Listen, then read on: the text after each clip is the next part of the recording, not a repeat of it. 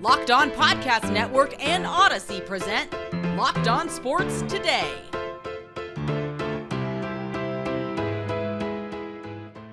What is up exactly with Justin Herbert? What is up with Dallas Mavericks not named Luka Doncic? And is there too much parity in the NFL right now? I'm Peter Bukowski, starting your day with the can't-miss stories and biggest debates in sports. You're Locked On Sports Today. Searching all major sports. Found. Let's start with the biggest story. The LA Chargers came into the season as trendy sleeper Super Bowl picks. Justin Herbert was getting MVP buzz, but after a 22-16 loss at the hands of the San Francisco 49ers, the Chargers dropped to 5-4 and an AFC where they don't look like they're in the same class as the Chiefs, the Bills, maybe even the Dolphins. Joining me now from Locked On Chargers, David Drogemeyer. And David, you made a face when I said that as sort of like, yeah, I don't know what to tell you about that. So what is going on with this team? Why have they not met expectations so far this season? Yeah, so there are injuries, and then there are the injuries that the Chargers have suffered this season. I mean, they are vast. Is that 2020? Is that 2021? Is that 2019? What year are we talking about? Yeah, we're talking about 2022. You lose your left tackle. Yes. Yeah. And another year. I mean, actually last year they had pretty decent injury luck. This year, not so much. Everything regressed back to the mean. And that means for the Chargers, devastating injuries across their entire team. Right. So no left tackle. Rashawn Slater goes out, ruptures his bicep tendon. He's gone for the year. Then you have Keenan Allen, who has played 22 snaps this entire season. You know, he's been day-to-day since week 1. Now we're in week 10. We have yet to have him and Mike Williams play together. Joey Bosa, one of the best pass rushers in the NFL, he goes down with a serious injury. Still waiting to get him back at some point this season. The Chargers have had to try to stay afloat and try to figure it out because the attrition that they have suffered this season has been just awful. There's really not many other ways to put it, Peter. This Chargers team is, as you know, honestly, it's miraculous that they are still above 500 with not only the amount of injuries, but the significance of those injuries and where they are and what they mean to this team. This offense, with the understanding that Mike Williams has been in and out of the lineup, Keenan Allen has been more out of the lineup than in by a lot this season. Justin Herbert has not been the sort of world beater that we saw last year and certainly saw in his rookie season.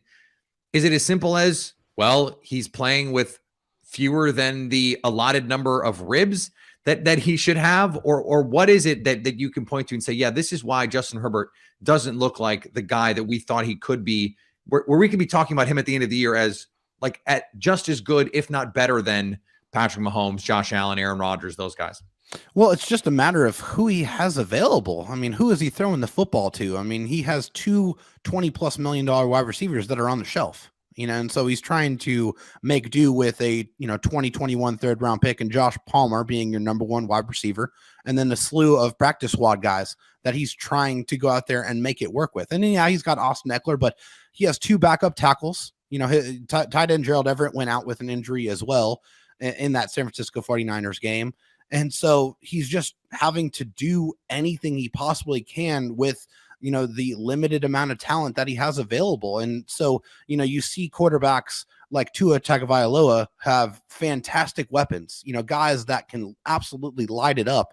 And you have Justin Herbert right now who has very little weapons and he's trying to create. And hey, there are quarterbacks that enhance the talent, and then there are quarterbacks that are enhanced by the talent. And I think right now, if the Chargers didn't have Justin Herbert, we're looking at a much different season here. We're looking at a 2-6, 2-7, 2-8 football team right now.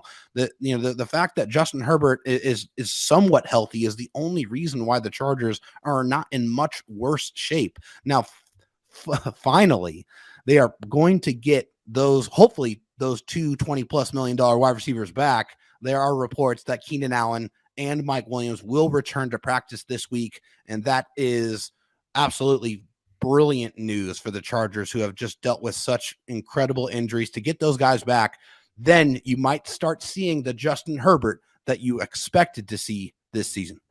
Stay up to date all year on the LA Chargers by subscribing to Locked On Sports today, the Locked On Chargers podcast on the Odyssey app, YouTube, and wherever you get podcasts. Thanks for making Locked On Sports today your first listen. Coming up, who will step up in Dallas to help Luka Doncic?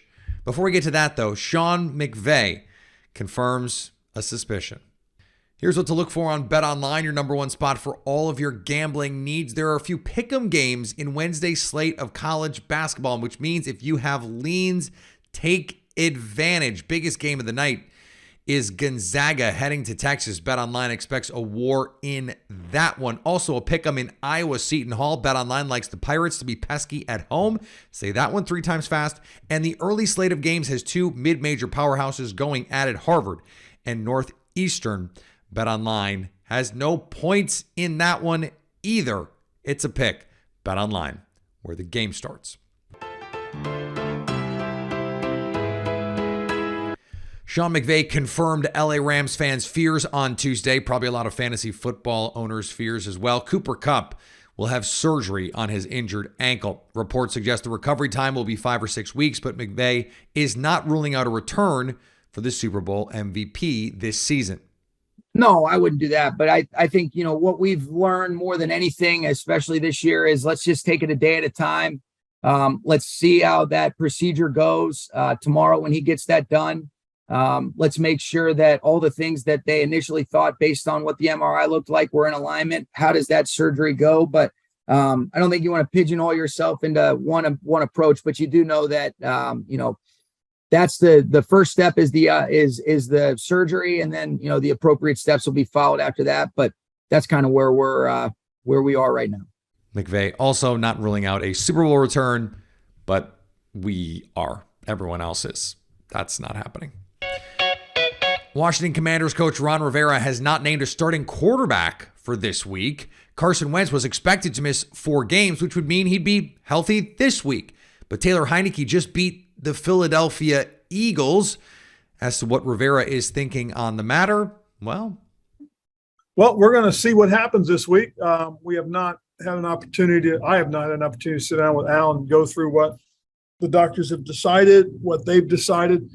But the first thing I'm going to tell everybody is let's don't get ahead of ourselves, because remember, we got to return him to practice first and see where he is, if he is cleared and ready to go.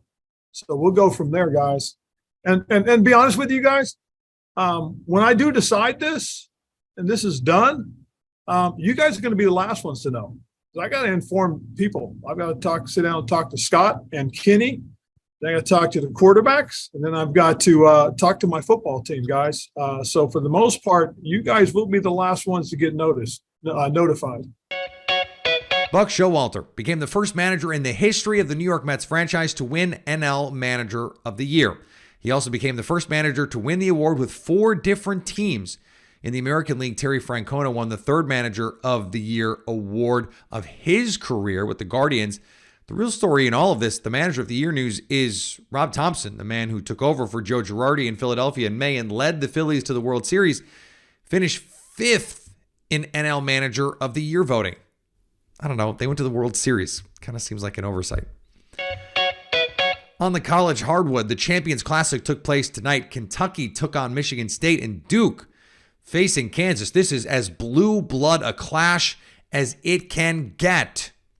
Michigan State and Kentucky, Duke and Kansas, these games gave us everything we should have had to kick off the college basketball season last week. Hey there, I'm Isaac Shade, one of the hosts of Locked On College Basketball.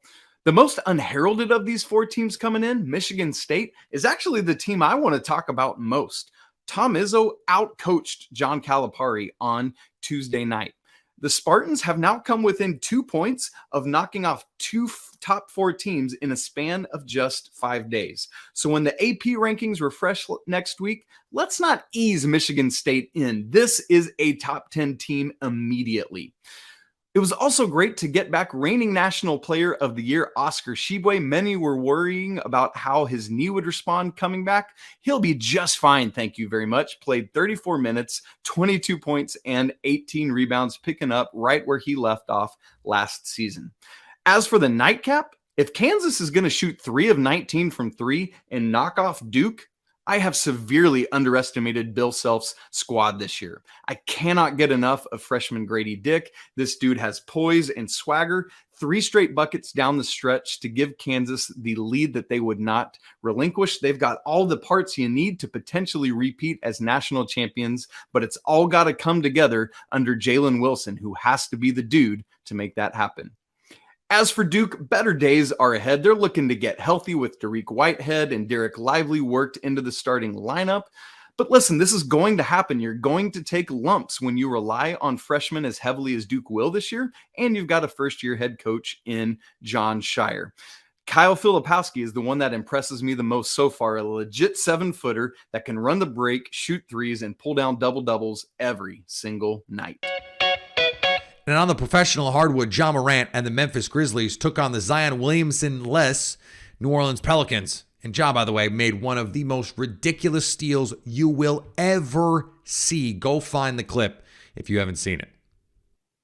The Memphis Grizzlies lost in New Orleans on Tuesday night, and that feels pretty depressing, kind of down about it. But in reality, there were some things to be excited about, or at least one really big thing or big guy to be excited about coming out of this game. I'm Joe Mullinax of Locked On Grizzlies. Jaren Jackson Jr. made his return in this contest, and while he did not have the offensive night that he or any Memphis Grizzlies fan would want for him to have in his return to play, he looked the part defensively, multiple blocks, very impactful.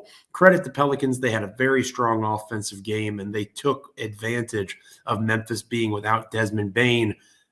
Speaking about being without Desmond Bane, the Memphis Grizzlies need to find scoring from someone other than Ja Morant. Morant cannot do it alone. Dillon Brooks can't do it efficiently on a night-in, night-out basis.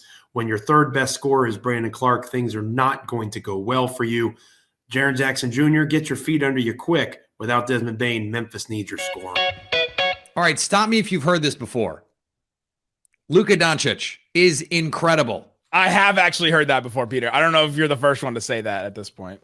Nick Angstadt, Locked On Mavericks, joins me now. 35 points in a 103-101 win over the LA Clippers. And Nick, the reason I wanted to talk to you, not just about this game, but about this season, is Luka has taken on an unbelievable burden as an isolation scorer, as a ball handler. All of his usage numbers are absolutely off the charts. So where can this team turn to find another level? Because right now they're 8-5. They're playing solid basketball, but they don't look to be in that tier of true contenders, at least not yet. Yeah, Luka is it at a certain point, right? He's the guy that can give them guaranteed offense. He's the guy that can create offense unlike anybody else in the NBA right now. And so you're like, okay, at a certain point, you understand giving Luka the ball a lot, making Luka handle the ball a ton. But where they are right now is you have 2 games back-to-back a couple days ago against the Orlando Magic without Paolo Banchero and against the Wizards without Bradley Beal and Porzingis, and Luka looks awful in those games. He's like lugging himself around. He's trying to figure out, okay, well, where's my shot going to come from now? He's like rolling his eyes. He's, getting slow to get back on defense. And you can't have those games, like 2 games every 10 games or so like this. And it seems like that's the pace that they're going to be on. He also played Eurobasket over the summer. So there's been a lot of talk about, well, he didn't get a lot of time to get out of shape over the offseason. Well, he also didn't have a lot of time to rest over the offseason too. So where they turn to, I think, is what they did in the first half of this Clippers game. They shared the ball a lot. Seemed like a lot of guys were getting involved. Luka still had a bunch of shots and a bunch of assists and things, but it was on short possessions. It wasn't on just Luka ISO, top of the key, and just drive on a guy, body the center, and then put the ball up. Like, that's the stuff that tires him out. And it felt like the more ball movement, the more you can get Dinwiddie involved in some ball movement stuff, the better for Luka's usage. At what point do you need someone like Spencer Dinwiddie or Christian Wood, who they went out and spent money on to bring in this offseason? Christian Wood, 6 of 8 in this game, 15-7. He's been a really nice piece for them. Could he be doing more to help ease the burden on Luka Doncic so that when you need him in the postseason? We saw Luka against this Clippers team give them everything they could handle. Could you get something from some of these other guys, or do they need to make a move to make this all easier on Luka? They need to make a move. It was very clear in the post game tonight. It's been clear since I don't know, summer. It's been clear since the offseason that this team needs another ball handler. The Mavericks for 2 years didn't have another ball handler next to Luka, and it showed. We were calling like a Jalen Brunson type, maybe. And then they got a Jalen Brunson type who rose to the ranks and eventually became the player that we saw in the playoffs last year. They also made the trade for Porzingis, sending Porzingis to Washington for Spencer Dinwiddie, and all of a sudden you have Luka and 2 ball handlers at the same time, and it was just a breath of fresh air. And then you lose one of those ball handlers. Dinwiddie's been awesome this year. He was not particularly great in this game, but he's been great this year. And you still need one more. They still need at least a third ball handler, if not one that's better than Dinwiddie, to make this team be as good as they can. On the Christian Wood note, he does give them a little bit of extra offense, a little bit extra punch. He's a way better shooter than you would think for a guy that's 6'10". And he doesn't have the trust of the coaches right now. They try to give it to him in little spurts here and there, and then he just wastes it with a bad turnover. He had, what did he have? 4. He had 4 in this game tonight, or a bad foul, or it's really the defense. That was going to be the thing for him all season, is can he defend at a high enough level? And they've really been really hesitant to play him not with Maxi Kleber. And Maxi Kleber goes out at halftime with an injury after a really bad fall, and then Christian Wood can't really play too much later in the game. I was really interested to see how they were going to handle that in this game specifically, how they were going to play Christian Wood if Maxi wasn't there. And the answer is they did not play him as much as a lot of people thought they would.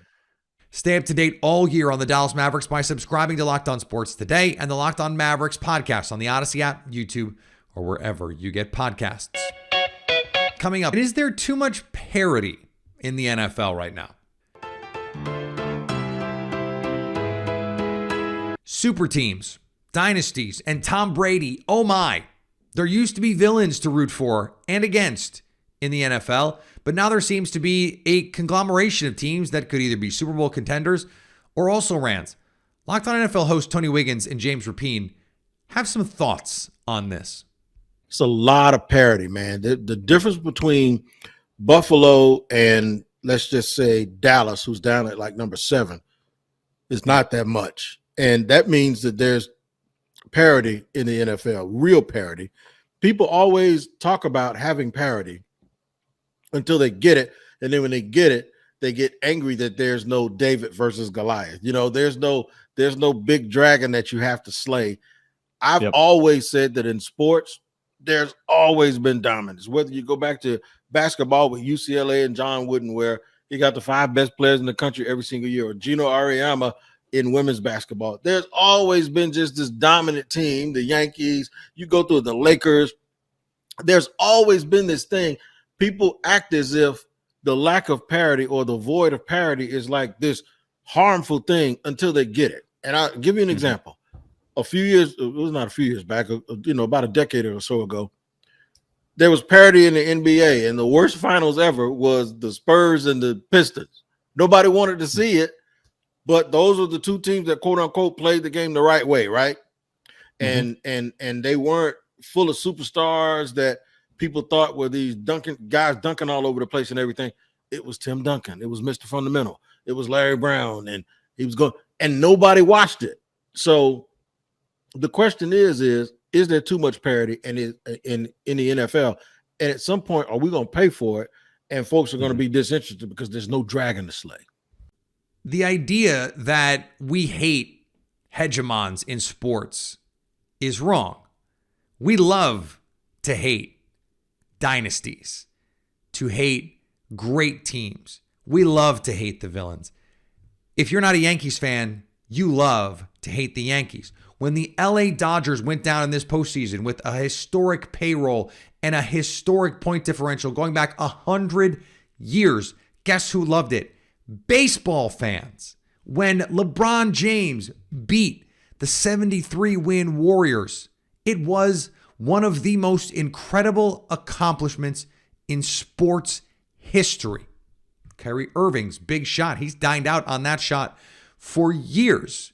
These are seminal moments in sports, and we don't get them without the big bad. There is no David without Goliath.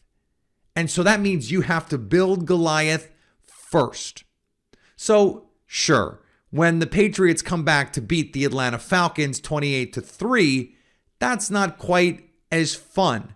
But when the Titans upset Tom Brady in the playoffs, or when the Jets beat Tom Brady and the Patriots, the dynastic Patriots, in the playoffs, and he says, can't wait about getting to play the following week, we love it as sports fans. That is what sports is about. The big bad going down at the hands of the underdog. When Nick Foles and the Eagles, because of trick plays that are now ensconced in bronze outside the stadium in Philadelphia, when they beat Tom Brady and the Patriots, it goes down as an all-time classic.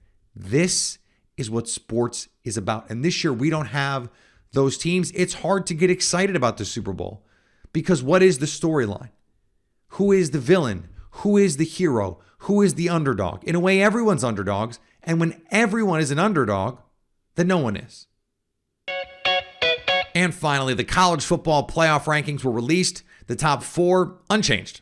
Easy enough. Georgia, Ohio State, Michigan, and TCU all sat still. The real question will be what happens in 2 weeks. If USC wins out against 2 ranked opponents, UCLA and Notre Dame, and Tennessee wins out against 2 unranked opponents, will the committee choose the Trojans over the Volunteers? Right now it feels like a no, but then that's why we love to see the parity in college football, as human beings have to decide who is in and who is out. Thanks for making Locked On Sports today your first listen. Now go find your favorite team's Locked On podcast and make them your second listen. Coming up on tomorrow's show, what can we expect from the AFC this season? So at least until tomorrow, stay Locked On Sports today.